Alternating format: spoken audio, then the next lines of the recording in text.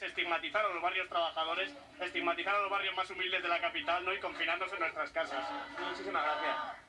Cristina, aquí hay muchísima gente, no me llega la vista hasta dónde están los manifestantes durante toda esta tarde, pero se quejan sobre todo también de la poca frecuencia del metro y también de las pocas PCR que se están realizando hasta ahora. Señora, muy buenas tardes. Veo con un cartel que pone más PCR, menos policía y más sanidad pública.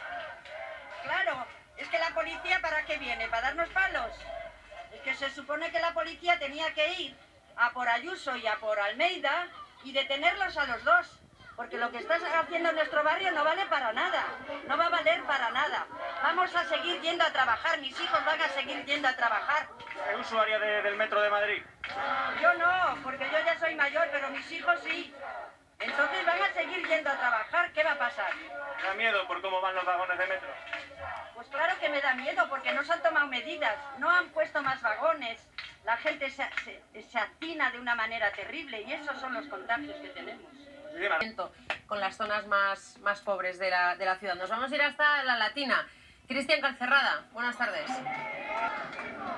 Buenas tardes. Mira, sí me gustaría que os fijarais en un detalle, porque miren cómo está esta plaza del distrito de Latina, aquí en Madrid. Sobre todo me gustaría resaltar esa distancia que están viendo, que en todo momento nos han insistido los vecinos de aquí, de este distrito de Latina, que quieren preservar, que quieren conservar esa distancia. Y fíjense en un detalle, estos vecinos no van a sufrir restricciones a partir de este próximo lunes. Estos vecinos se están manifestando en solidaridad por el sur de Madrid, por los barrios del sur de la capital y por los municipios del sur de la Comunidad de Madrid. Nos decían los vecinos, una vecina con la que hemos hablado hace unos minutos, nos decía que ella no va a sufrir restricciones en este punto el lunes, pero que a tan solo 3 calles vive su madre, a tan solo 3 calles dentro del distrito de Carabanchel, muy cerca aquí también de Arganzuela, así que tiene el centro sanitario al que acude todos los días. También hemos podido hablar con algunos vecinos que sobre todo insisten en que si tan mala es la situación como para esta manifestación que están viendo en este momento, si tan mala es la situación aquí en la Comunidad de Madrid, que hagan más PCR, que hagan más pruebas,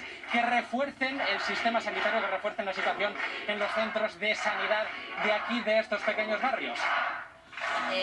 Juan, Paco, ¿entendéis la indignación de estas zonas de Madrid, que además consideran que hay cierto ensañamiento porque son más pobres, o consideráis que no deberían manifestarse, como ha dicho, por ejemplo, el gobierno municipal? La verdad es que cuando uno compara algunos de los barrios con los que se están tomando medidas con otros, de otras zonas donde hay unos ratios de enfermedad parecidas, le surgen algunas preguntas de si no habrá algo más que los criterios meramente y estrictamente sanitarios. Ahora, quienes dijimos hace meses que estábamos en contra de que hubiera gente de la derecha que salía en mitad de la pandemia a intentar derribar un gobierno nacional, y lo hacían, hoy decimos, yo lo digo, tampoco entiendo esto. Creo que tenemos un gobierno autonómico que es el que es, ojalá fuera otro, ojalá fuera un gobierno presidido por quien ganó las elecciones, pero el gobierno es el que es y en este momento lo que tiene que hacer es trabajar y los ciudadanos entender que la situación es muy difícil y que tenemos que luchar unidos contra esta pandemia. Paco. Yo he preguntado a algún presidente de comunidad autónoma porque